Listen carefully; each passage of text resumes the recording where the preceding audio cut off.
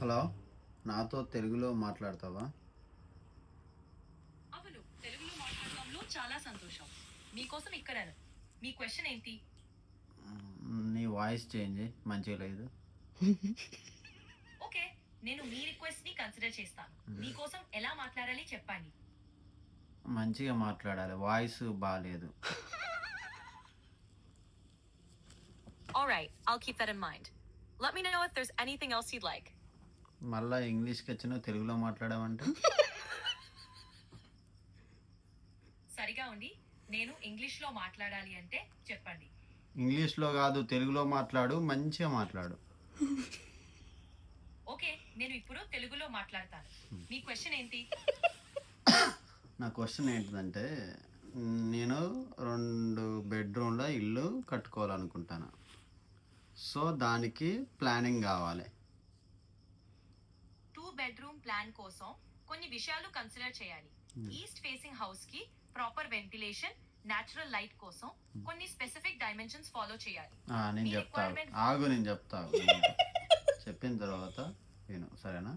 నేనేంటంటే 30x45 dimension, east north facing, దానికి planning ఇవ్వు. ఓకే, 30x45 డైమెన్షన్స్ తో east north facing house plan కోసం కొన్ని విషయాలు కన్సిడర్ చేయాలి. 1. Entrance. East or north east లో ఎంట్రన్స్ చూడండి. ఆనందం అండ్ పాజిటివ్ ఎనర్జీకి better. Okay living. Okay planning ఇవ్వు తొందరగా, నాకు ఫోన్ చెప్పకు. Planning sure. ఇక్కడ 30x45 east north facing house కి 2 bedroom plan. 1. Entrance. North east లో ఎంట్రన్స్ డైరెక్ట్ లివింగ్ రూమ్ కి వచ్చేసింది. 2. Living room. ఎంట్రన్స్ తర్వాత స్పేషియస్ లివింగ్ రూమ్ ఉంటుంది. 3. బెడ్రూమ్స్.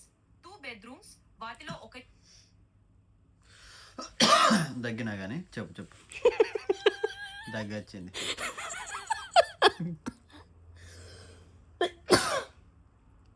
చెప్పు చల్మి చెప్పు.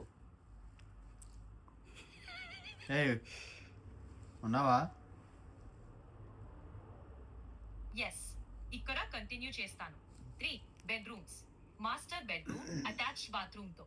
Second bedroom general bathroom use చేస్తారు.